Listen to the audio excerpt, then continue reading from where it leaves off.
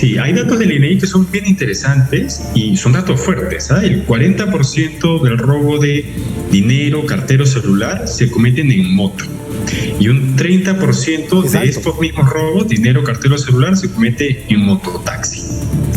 Entonces, ahí estamos hablando además de otra herramienta de trabajo bien fuerte. El mototaxi. Los legisladores podrían pensar que entonces hay que prohibir los mototaxis.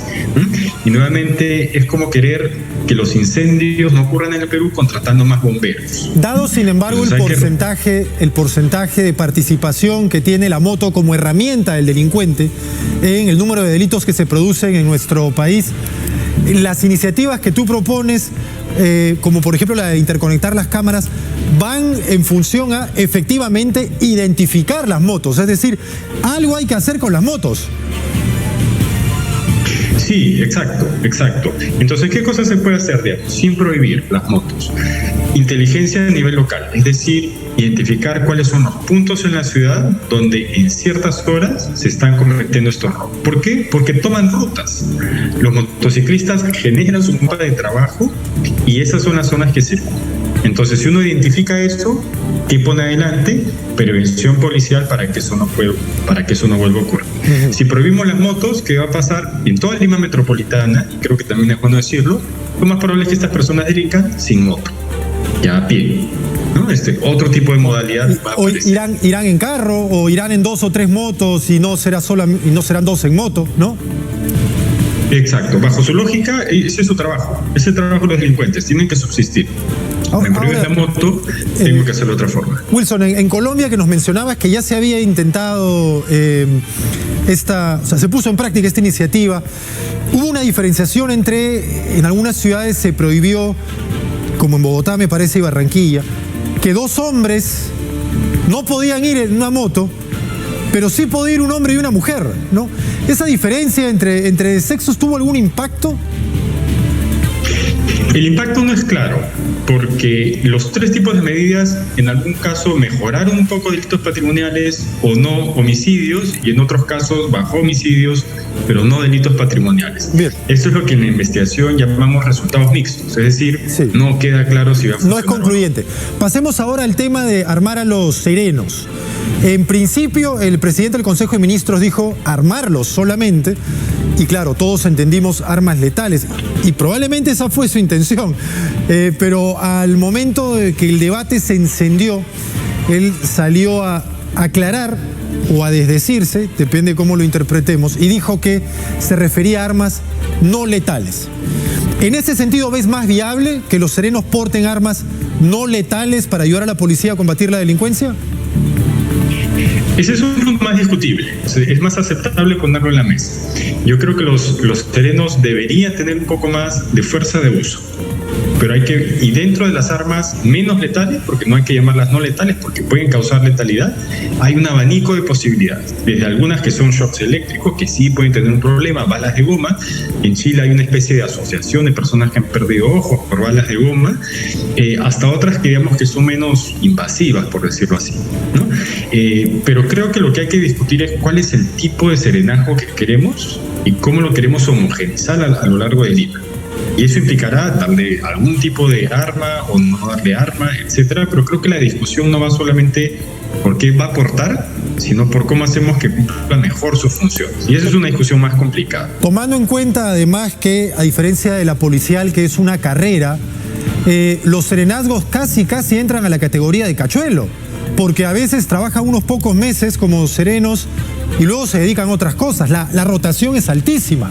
Entonces, ¿qué tipo de profesionalización se puede tener de un servicio que tiene esa rotación de personal? Sí, exacto, es complicado, ¿no? Entonces ahí nuevamente creo que hay que regresar a cómo organizamos mejor los serenazgos para que todo esto tenga sentido. Yo lo puedo preparar muy bien en 3 meses, pero esta persona en realidad no es estable, tiene un sueldo muy bajo, después va a optar, digamos, por salir del serenazgo y buscar otro tipo de sustento, ¿no? Y finalmente creo que mi opinión sobre el tema de las armas es de menos letales en los serenazgos y que hay que discutirlo. Creo que no hay que dárselas por justamente este tipo de problemas, y porque además de hecho hay algunos trabajos que encuentran que los serenazgos son fuerza de choque de los alcaldes, ¿no? Entonces, si ya es una fuerza de choque y le das algún tipo de arma, se convierte en un riesgo adicional para cualquier ciudadano y potencialmente un riesgo de letalidad. Bueno, a veces son fuerzas de choque entre alcaldes. Hemos visto más de una vez enfrentamientos entre serenos cuando hay, por ejemplo, problemas de delimitación distrital. Caso San Isidro Magdalena. O sea, llegaríamos a una situación en que se disparen balas de goma de uno a otro lado o se lancen con una pistola Taser shocks eléctricos de uno a otro lado, digamos. Dado lo visto, podría suceder. Es un riesgo potencial, ¿no? Y es fácil evitarlo, simplemente no se quiere ese tipo de armas, ¿no? Y lo otro es que en época de elecciones, algunos alcaldes también suelen usar fuerzas de choque, ¿no? Para justamente al contrincante que también está postulando, bajarle pues sus afiches en la calle. Claro. Y entonces, nuevamente, si les damos algún tipo de arma a los serenos, algunos alcaldes que pueden ser pocos, pero finalmente generan un efecto negativo, pueden usar este grupo en algo que no debería. El exalcalde Luis Castañeda propuso ya el uso de armas no letales o menos letales, como señalas, en el caso de Serenazgo, pero no prosperó. ¿Cuáles fueron los argumentos principales por los cuales esta iniciativa no prosperó? Yo creo que en general este tema se mueve más políticamente que técnicamente, ¿no? Es decir, yo creo que es algo que sintoniza mucho con la gente, con esta sensación fuerte de inseguridad, y que cuando tú ya lo quieres llevar a la operatividad te das cuenta que es mucho presupuesto, no es así, ya pasaron las elecciones, y entonces yo tengo que pensar en una lógica distinta. ¿Y cuál es esa lógica distinta que creo que los ciudadanos deberíamos tener en cuenta y presionar por eso? Los comités distritales de seguridad ciudadana. Los alcaldes son los jefes y a su mando tienen al policía, al fiscal, al juez.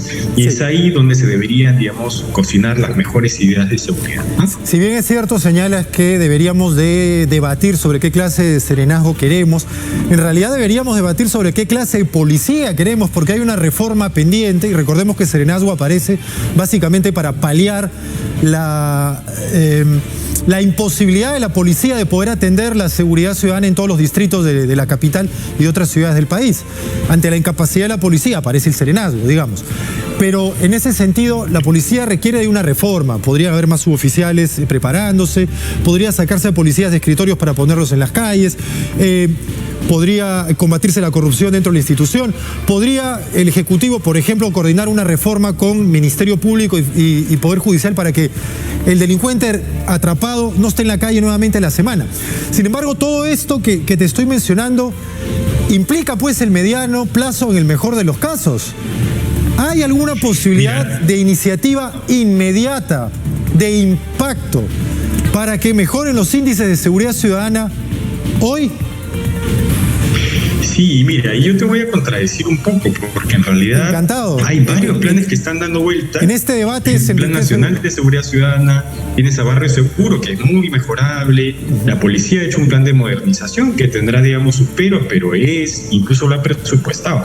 Entonces creo que el problema es que cuando estamos en épocas un poco complejas y salen estas propuestas, nos olvidamos de todos los demás. Entonces, para aterrizar la agenda hoy día, digamos, que me parece súper importante. Logísticamente hay que operar mejor a la policía.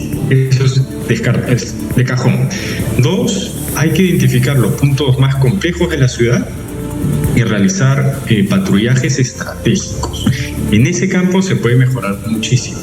3, otra cosa que tiene impacto en corto plazo es identificar dónde están las personas, jóvenes especialmente, que tienen problemas de consumo de alcohol y drogas, porque eso suele estar ligado a cierta forma de delincuencia. Les das programas, los sacas rápidamente de esa situación y entonces delinquen, ¿no? 4, podemos identificar dónde están las personas que desertan el colegio, porque desertar el colegio es un fuerte predictor de conducta delictiva futura. Ajá. Entonces mi objetivo como Estado es que se queden en el colegio, ¿no? Y así, digamos, hay varias cosas que el Estado tiene por ahí medio que escritas y que a veces uno se olvida o quizás no se discuten tanto, ¿no? Es decir, con los recursos que se tienen se podría trabajar mejor. Siempre en cualquier caso, ¿no? Y creo que acá la voz de la policía es importante, o sea, una voz de liderazgo de la policía, ¿verdad? Para decir, yo tengo estas 3 propuestas, MEF, nos sentémonos, financialas, las armamos bien y las implementamos. En ese sentido, que se complemente la labor policial con los militares en la calle, ¿es eficiente? Sí, la respuesta corta es sí. ¿Por qué? Porque